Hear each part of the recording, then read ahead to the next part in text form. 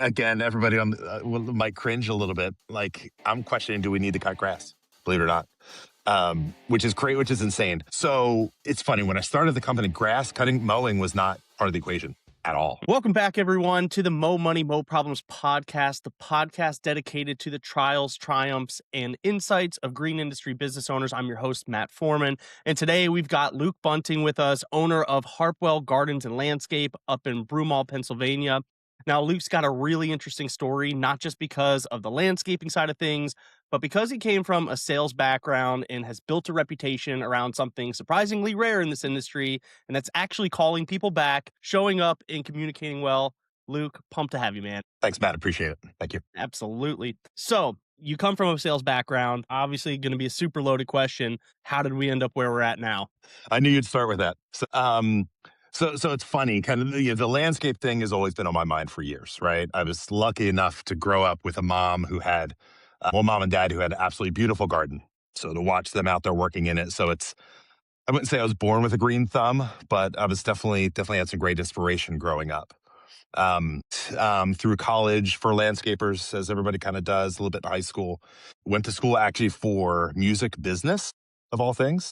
I actually wanted to be a music teacher to start. And then things shifted around and wrapped it up with business. And then I went and worked in plant nurseries for a bunch of years. Transitioned that into working for big corporate landscape companies. I mean, Brickman at the time, True Green, some of those bigger corporate guys. And then I made a change. I got into sales, actually was in the bicycle industry for almost 20 years, doing various things. Yeah, but everything was kind of niche, boutique-y product, high-end sales, things like that. And from there, I switched again and went into the luxury market and actually worked for Gucci, of all places. Man, So yeah, the joke is my closet, one half of it is full of, dirty work clothes. Another half is full of very expensive luxury clothes. So it's the juxtaposition is kind of crazy. But again, all along, I wanted to do this. I wanted to work for myself. I wanted to offer something that didn't really. There was something missing in this market here, just outside of Philadelphia, and we launched it, and it's gangbusters right now. amazing. What do you guys do in terms of like the services that you provide? Are we design installs? Are we maintenance? What's that look like for you guys? I mean, the easiest way to say it is basically essentially everything except really big retaining walls and really difficult tree work.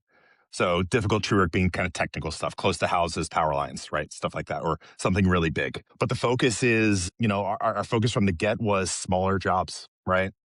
Some of those smaller accounts where, especially here in the Philadelphia market, there's kind of two options, right? You have the really big landscape companies who are $1 million plus, have hundreds of mowing properties and hundreds of installs per year. And then there's what we call the hack, right? The guy with a truck and a trailer and a push mower. There was something in between, right? Some of the smaller guys, some of those smaller homeowners here in Delaware County especially deserve that high touch, that to be treated as if they are a high-end client, right? With a bigger job. Even if the job only brings in $2K, they deserve the same respect and amount of time as some of those bigger guys do. So that's where we started. That's what we focused on.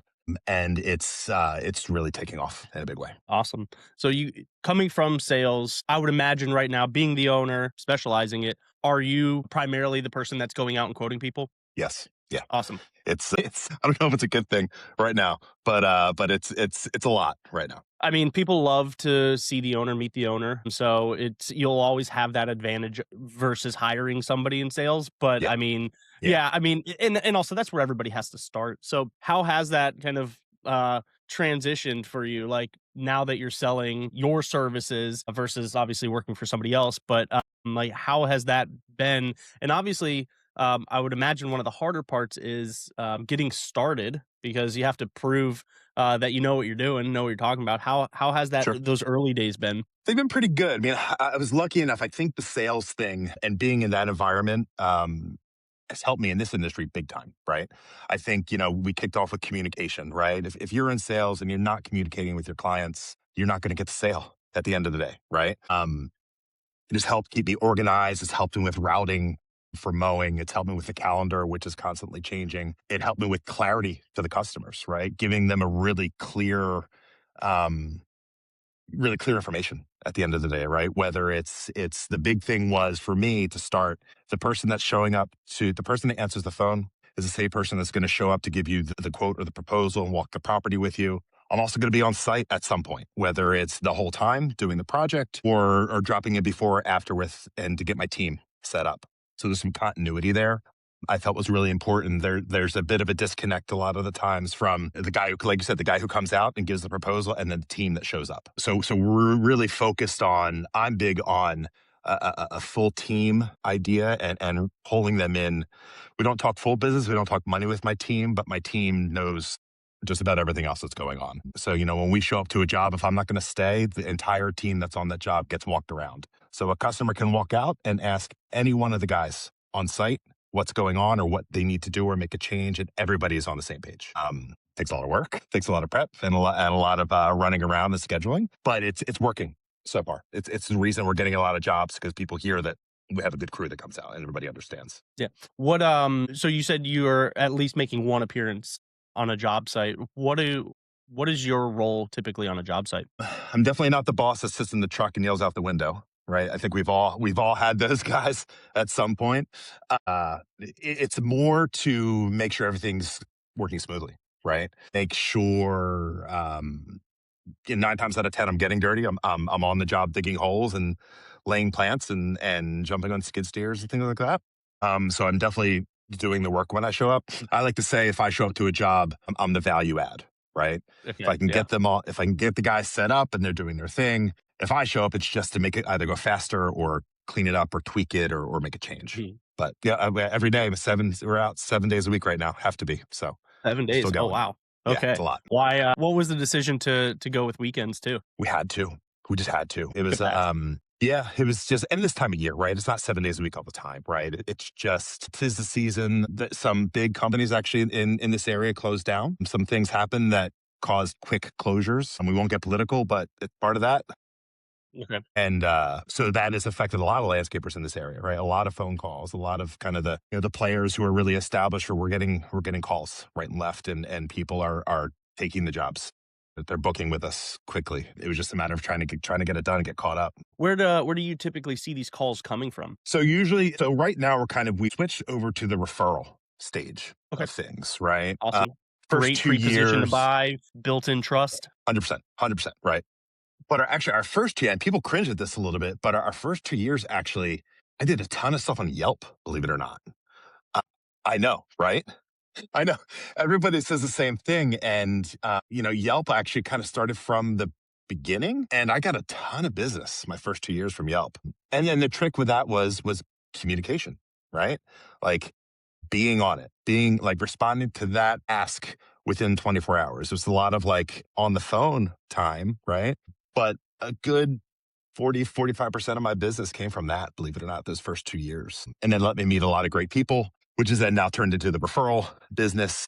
And then Google, of course, Google, we get a lot of work there. And the trick to those is keeping them relevant, keeping them up to date, adding pictures when you need to, and be active in that space and respond quickly is really important. That goes back to the sales side of things. The rules within 24 hours, right? And that's the rule I've implemented here. Yeah, that's great. So getting it on platforms, and honestly, just doing the basics of keeping it up to date, keeping it relevant. Obviously, that feeds the algorithm, but it also lets people know, like, nope, you're still operating and you're still providing service that people are actually wanting. So it's so interesting that you say Yelp. Was your experience? I mean, are you still actively on there, like in terms of like paying for any of their services, or are you just utilizing their free services? Because I know with Google Business Profile that's free. And Yep. so like what now in terms of, I guess, any digital marketing, like are you leveraging right now? So we are still paying for Yelp right now, and we dabble into it now and then. It's kind of the start of each season is when I kind of sort of dive back into it, right? Mhm. And they kind of give us like a nice new platform of new customers before the existing customers come in. For example, we're not doing anything on it now, but come fall cleanup time, so in August, we'll start pushing out fall cleanups, right? And then in August, we're pushing snow removal, right? And that's the nice part about that. It's just kind of like it's a default spot to just push stuff, right? Kind of put maybe just a generic post that people see like it's what we do. And then I'll just filter through what comes in, right? And kind of pick and choose if it's see if it's legit or not, based on what we need. What type of business do we need right now? And we kind of pick and choose off of that. The other thing we do, honestly, is just Facebook and keep it up to date. That's really it. We did Angie, and that was a terrible idea. Not to bash them, but it was a terrible option for a year. But that's really all we're doing right now. We're keeping it pretty tight and simple. Yeah, and it sounds like there's not enough days in the week for you guys right now. So whatever you're doing, Yeah. it's working. So how are you guys handling, well, first off, how many crews do you have? Like how many different crews do you have? And is there an intention to expand that, or are we happy where we're at right now? The plan is definitely to expand. The trick is controlling that expansion. Good problem to have, right? It's like, oh shit, we have too much Yeah. work, right? So I have 3 crews right now. So we have a mowing crew, and then a full landscape install crew, and then me and one other guy. We're a maintenance crew. So we have about 30 just maintenance accounts where we're just going in doing weeding and trimming and mulch touch up and annuals install and things like that. Kind of those reactionary things that are maybe too small for the big landscape team to go out and take care of. Yeah, so I'm really interested in that. So are you offering, like, if somebody calls you for a one-time mow, would you guys go out? We would. However, short answer is yeah. However, there are caveats to that, right? My call with them is, okay, so tell me about the rest of your property. Do you need spring cleanups, fall cleanups? How about snow removal? Tell me about The the salesman. mulching, right? Yeah, it's got to be in there somewhere, right? And that we will do it that way. But then there's also if they only want the one cut, there's a premium to that, right? Because it's taking us out of the loop and adding in a layer of work that was unexpected. But we will do it. Yeah.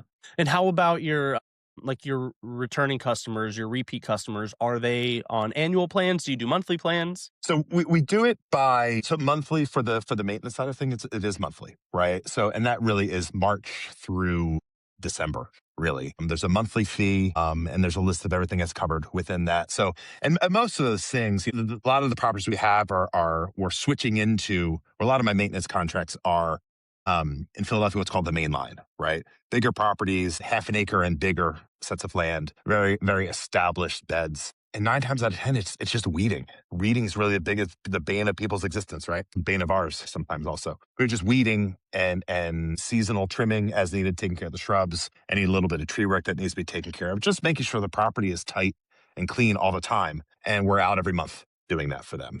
Then again, being communicative with them. If there's additional things they want, we always check in before we're going to show up and say, is there anything else you need done? And then we'll give them a price kind of on the spot. And they trust us that we're not going to gouge them. We've always a reasonable price company as it is, and they trust us to get it done for them. Yeah. So you said you work typically through up to December, and probably a bit in December. What do you guys do when winter rolls around? So it depends, right? So it's funny. Last 2 years, my last mow for the season, believe it or not, was just like mid-December. Okay, We always make pretty the late. joke. Yeah, you were doing like 2 years ago. The joke is December 19th. Remember the day, and it started snowing at the end. And I said, looked at the guys. I said, I think it's time to wrap up for the winter, boys. Yeah. But around here in Philly, the weather it depends. We really don't have this past winter was the first winter we've had in almost 12 years, right? Where it was Mhm. like a proper winter. So what we'll do is we'll still work through the winter, right? I'll keep a couple guys on full time, and that's when we'll do some of that simple tree work. We'll do stone work. We'll do removals and things like that, and sort of touch ups that people need. And then, of course, there's the usual off season stuff of maintenance of trucks and equipment and all those things. We really only have, I'd say, a month and a half of quote unquote downtime, and then beginning of March, we're right back at it. So it's not bad. And you say you keep a crew on. So are some of your, like, the rest of the crew, do they know and anticipate kind of that seasonality? Like, how does that work for you typically? They know what's coming. Yeah. So Yeah. we kind of have two kind of checkpoints and resets throughout the year, and they're for everybody's mental sake ultimately, right? The first is in July. So I take a 2-week vacation in July to kind of sort of shut it off. Of that, what the guys get 1 week off, except for the mowing crew. So they kind of reset and check back in with their families. And then we're light duty for a second week. So July is kind of the first checkpoint The other is right before Christmas, right? So that 18, 19, 20, 21 timeframe is kind of the official kind of end of the season, of the bulk season. So, and then we kind of sort of roll into it. If we still have more work, I keep the guys on. If not, I give them, honestly give them the option. Two of my guys, they want off the month of January. No matter what's happening, they want off in January. So they get that time. I give that to them, and I have enough people to cover it. But if they do need to come in, they come back in, and they're okay with that. Gotcha. Just kind of pivoting to how you kind of manage things. Obviously, being in sales, being the face of the company, also being on the job site, I would imagine you have to be pretty I wouldn't say reliant, but I would imagine there's some tools that you're using, some digital tools that you're using, like whether it's a CRM, any sort of management. Is there anything that like you guys can't live without? Don't laugh at this, and I know other people listening to this are going to cringe, but I'm the CRM. Like Oh, it's I'm doing it right, and honestly, Matt, up to this point, up to this year, it was actually manageable. It wasn't too bad. I've had some people try to help me with invoicing and things like that, and it didn't stick, and I just ended up having to go back and fix it anyway. There's a bit of a control thing as well. As my baby, right? And I want it to be a certain way, and everything at this company has been and is very. The best term I say is deliberate, right? Everything is thought out, and everything is as planned as it possibly could be, and it's researched as it possibly within reason. I don't want to get paralysis by analysis in some cases, but I'm doing all that right now. Now, that being said, I'm shopping this winter for something. okay. Anybody can recommend anything out there would be great. It would help us. Gotcha. And there are plenty of recommendations. Just by you saying this, you're going to get targeted by a million ads. I know. Yeah. That's great, man. Well, I mean, kudos to you. I would imagine it's a blessing and a curse that you have that kind of brain that you can manage all of those. Blessing in the sense that you can do it, but a curse in the sense that like now you have to do it. Yeah. Yep. Yeah. Yeah. But It's okay. so when it comes to let's say communication, I mean, do you have a communication preference with your like? Do you text your leads? Do they have your personal phone number? Like, how does that work for you? They do. Yeah. Yeah. I mean, the business is set up with the personal number. It's a number I've had forever. And that's kind of just what we went with. It's, again, this thing kind of snowballed a little faster. So that's laid plans when we started, right? It's like, oh, we'll adjust as needed, right? But we haven't had the time to do that really. So they do have that. But no, I text my customers, I call them, I email them. I'd say 90% of my customers were on text conversations back and forth. And I found that is the easiest way to communicate. It's how the world communicates as it is, right? No one Yeah. calls each other anymore. Emails get lost. The amount of spam and junk that's in your I can only imagine, right? So texting is it, man. It works. Even like invoicing and proposals, I was emailing those before. I'm texting them now to people, and it's just that instant gratification that everybody wants right now. Yeah.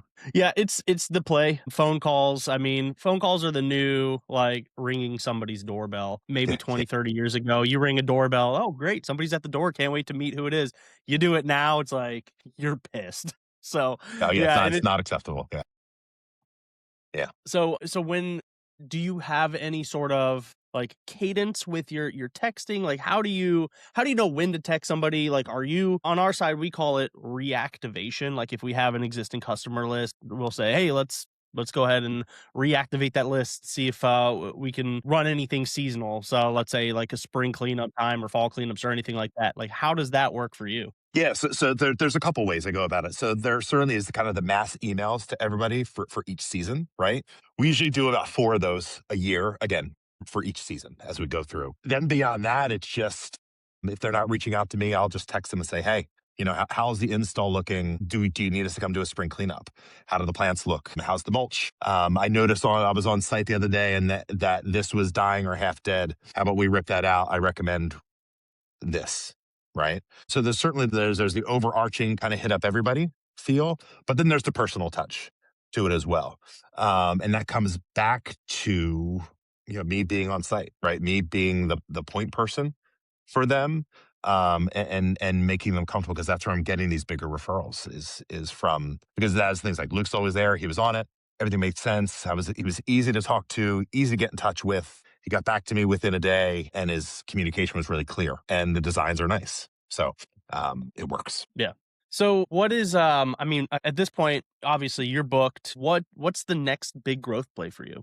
Like what do you like, do you have something in mind? Obviously, I know we talked about like, yes, I want to add more crews. I want to do this. Like, do you have a kind of like a structured like, hey, once this happens, we're gonna take this next step. Like, what's that look like for you? Yeah. So this was kind of that transition. Like, so in the grand scheme of things, we're very young, right? So this is actually only year 3 of us.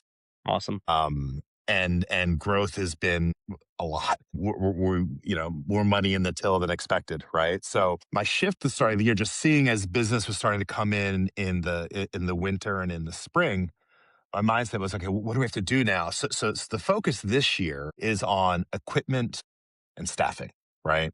Up to this point, we made it work, but we need to be more efficient now with what we have going on. So, we bought another truck, and we're going to invest in another trailer and more mowers this year, which will set us up for even more success for next year, right? So right now we have 3 crews going.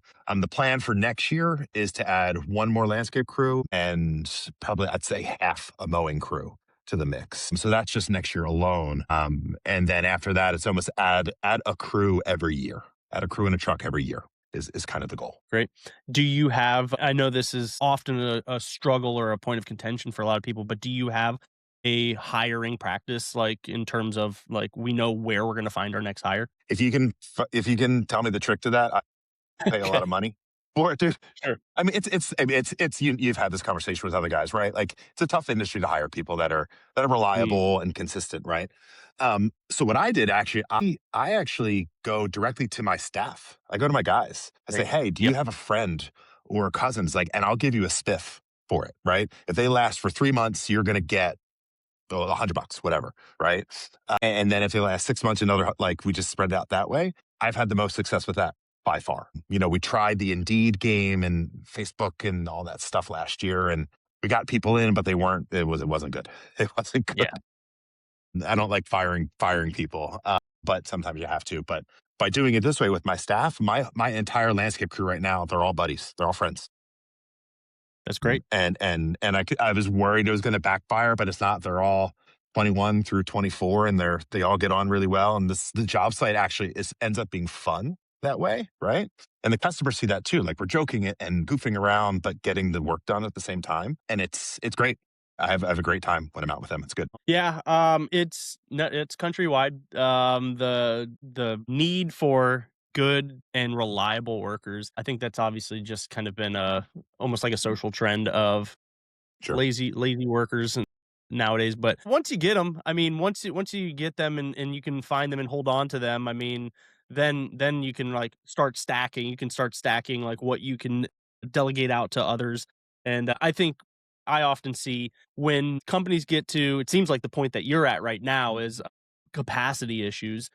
Yeah. And again, good problems to have. It's all about finding that foundation of employees that you can say, okay, they're good, they're tight, and obviously, like the whole friendship thing really does help because I mean they're Yep. going to hold each other accountable and everything. And so it sounds like you got the foundation. So yeah, I love the idea of the 1 crew per year or even a half mowing crew, that sort of thing. Your services that you're offering right now, do you think they're still going to be the same services next year? Do you plan on adding anything? Is there anything that you're doing right now that you're like, this sucks, we should stop doing this soon?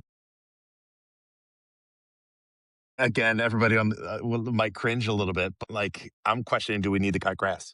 Believe it or not, which is great, which is insane. So it's funny when I started the company, grass cutting, mowing was not part of the equation at all. It was not even a thought. I didn't want to do it. So we started with installs, right? Installs and cleanups is what we began with. But those customers then started asking, do you cut grass as well? Right. So they Yep. wanted to have kind of a one-stop shop.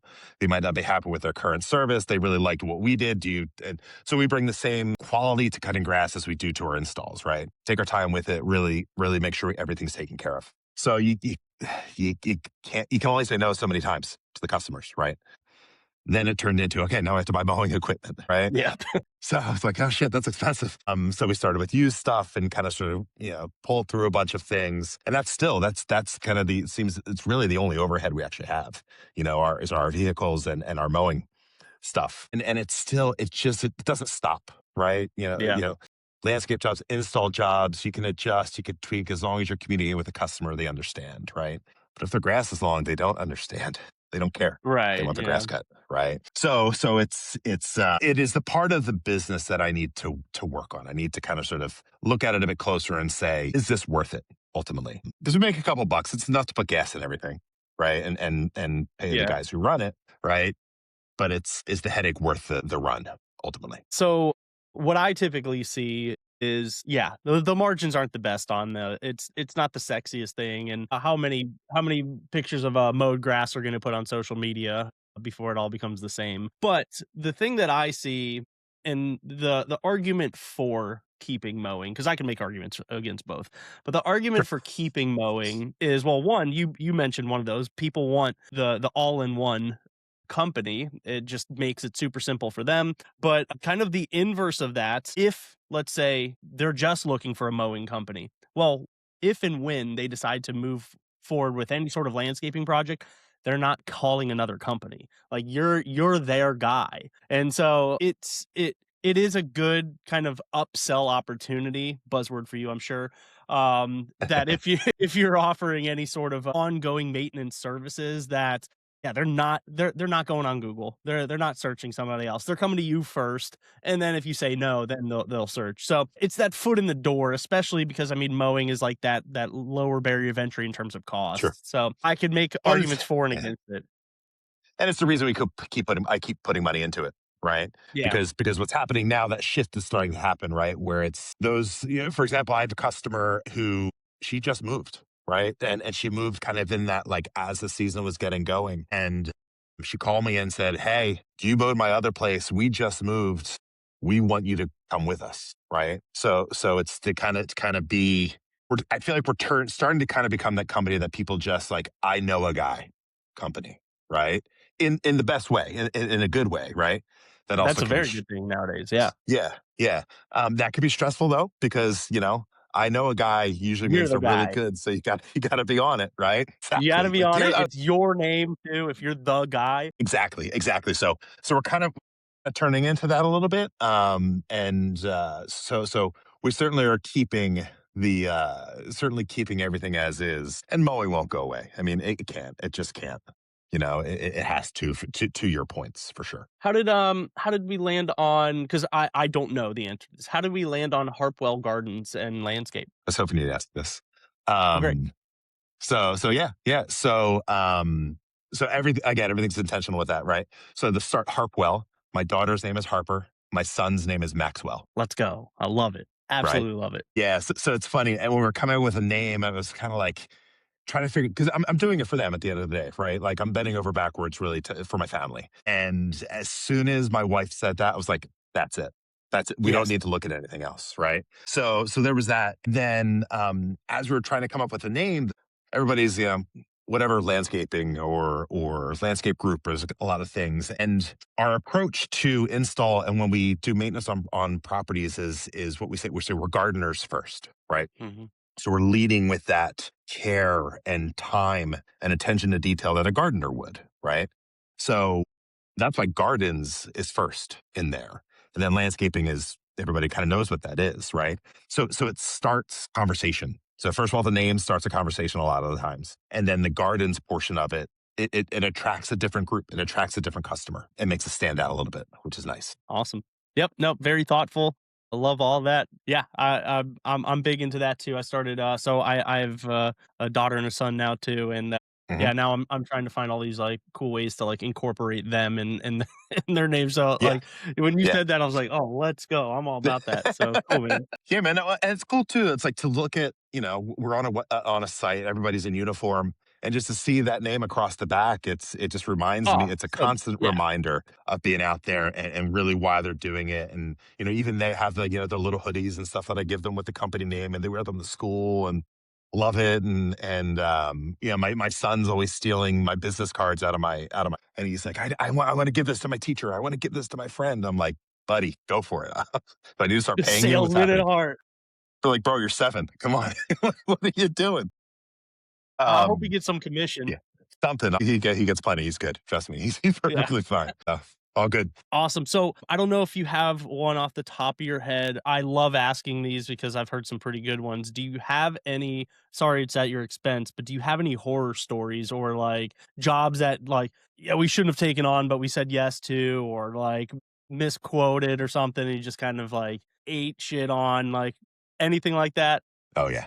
Oh yeah. Yeah. Anything come to We mind? actually, yeah, we actually just wrapped up one beginning of the season. One of the things we ran into this winter was because winter's past, we're able to work through the winter, right? So this year I said, hey, you want to know what? I'm going to book jobs in the winter. Let's do this. So we had about 12 jobs lined up. Those, of course, all got pushed. Right. So now we're playing the winter jobs. We got to get those done, plus the new stuff coming in. So we're in that kind of mess, quote unquote mess right now. But one of these jobs was a customer and it was clearing some land for him, prepping it for asphalt work from another company, a big retaining wall, a timber retaining wall we did in for him, planting arborvitaes up on the hillside to create a berm. There's a lot of pieces to it, which during the winter is fine, right? Because you have the time, right? The logistics can adjust and you can just come out the next day or move it around, right? Well, in this case, we couldn't. We had to kind of consolidate everything into 3 days, ideally. It turned into 7 days. So that sucked. And the customer was a pain in the ass. Like Yeah. just and saying thing one of those things like other landscapers will know this, like while you're here type things. Yeah. Uh, right. You know those guys, right? So he turned into one of those. And I had to stop him. I had to say, listen, we need to have a conversation. And I had to go to him twice about it. So it made it really hard, right? The Mhm. guys could sense he was always kind of around. So the guys never got comfortable, nitpicked everything. So then we made us second guess what we're doing, but we know what we're doing. So we shouldn't it was rough. It was rough. And luckily we're done. We Yeah. finished that and got out of that thing. That's awesome. That's a great vision, man. It's very clear that you're a caring, selfless person. That's in itself is going to be probably your strongest sales tool in showing that you care not just obviously about the health of the business, but the individuals, whether it's your team, whether it's the customer themselves, whether it's your family. I think you do a really good job of just very easily exuding that outward care for people. So I love it. I love hearing that. Well, Luke, it was a pleasure getting a chance to talk to you, talk a little bit about your story. I know this is our first time getting to meet each other too. So it really was good getting a chance to learn about you, the journey, how you got from something working for Gucci to here. Like what a crazy like journey lineage and the way you made it here. And then obviously it just seems like you've landed in such a good space here. And yeah, I have no doubt that you're gonna absolutely crush it in the years ahead, man. So it was a pleasure having you. Everybody, this is going to be a wrap on Mo Money, Mo Problems podcast. If you got anything out of today's episode, please feel free to share this. But Luke, again, pleasure having you on, man. Thank you for being a part of this. And hopefully we can follow up with you soon and see where you're at in the years ahead.